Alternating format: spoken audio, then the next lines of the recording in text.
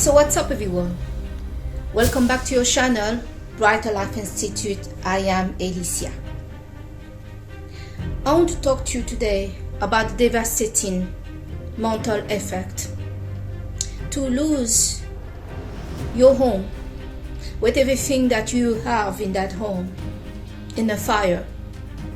I never planned to make a video regarding this in this channel, but recently we see all over the news the insane devastation that is happening in Los Angeles in America.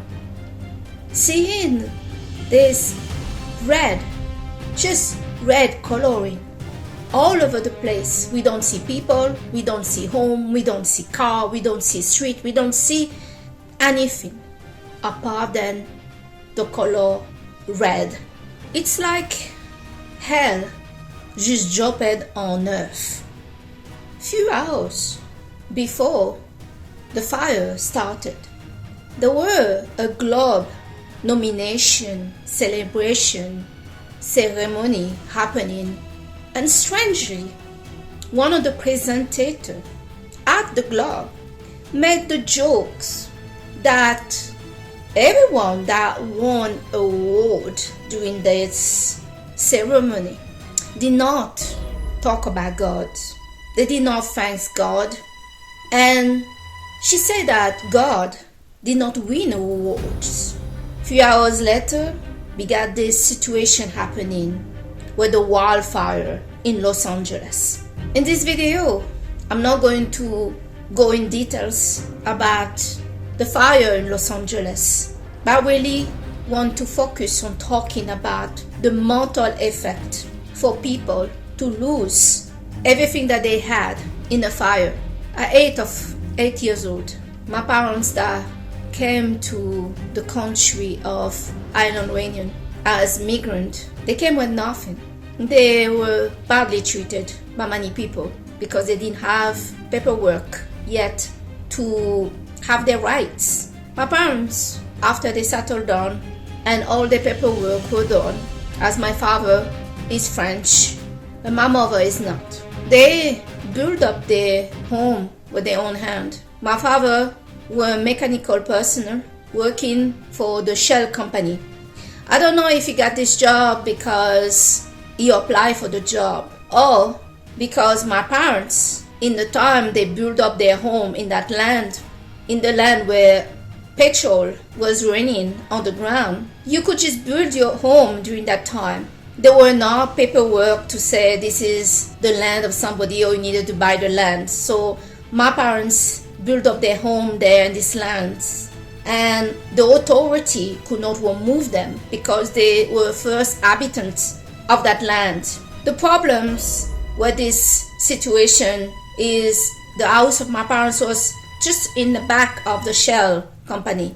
My parents were the poorest people living in the village, and for some weird reason, the richest man living in the island was living next door to us. I was friends with their children. We were all little children, and I did not know in that time who were poor, who were rich, but we were living just next door to them. Unfortunately for this situation is my parents were living really poorly, not in a poor way that they were just poor, but the behavior was not really viewed as acceptable in the community. They brought what they knew before in their country in that village, and things were getting modernized, but my parents was not in that modernized situation despite they tried.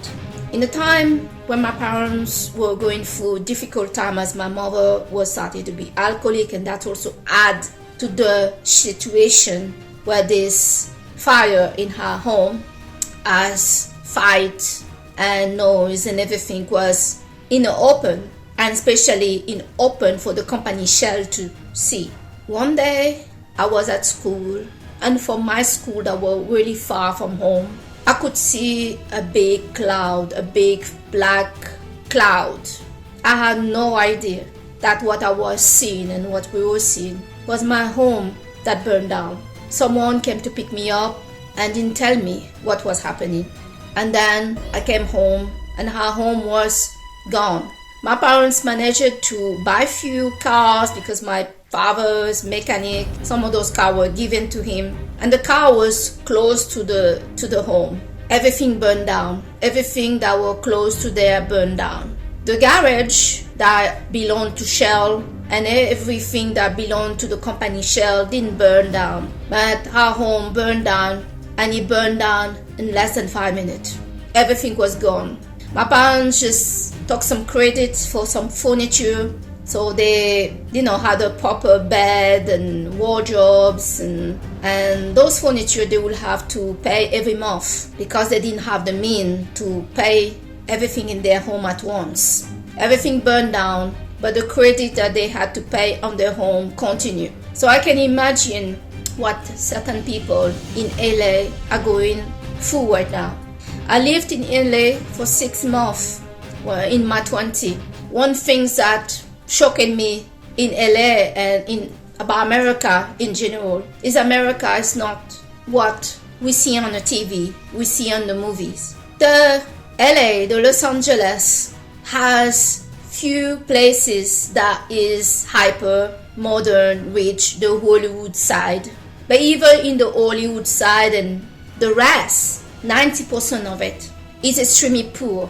You either have some home like my parents had in LA, places that were not home, that were not built with concrete, just piece of carbon or whatever, things that you see and some media will show about Africa. I saw it in LA, and I saw it by miles because I had to take the tram from the center to go to Santa Monica, where I was going to be residing for the 6 months. I did not expect at all to see such a poverty in America, such a poverty in such a mass area.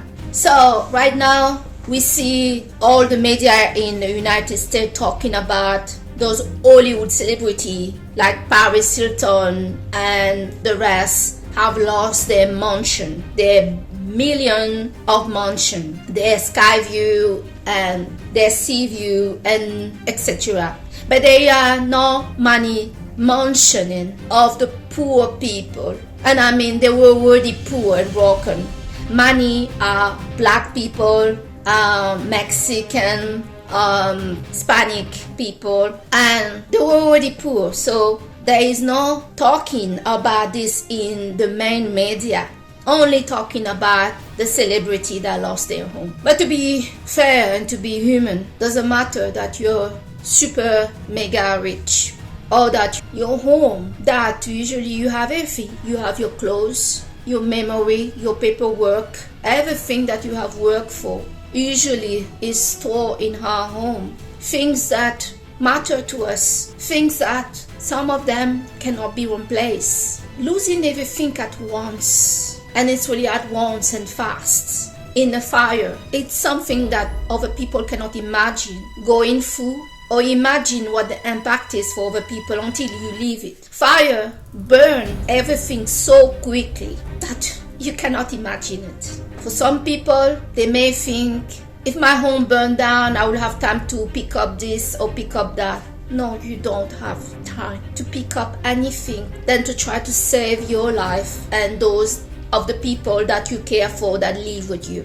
As when fire starts, it's combined with everything that you have there, the electrical and everything that is inflammable that you don't even know is inflammable in your home.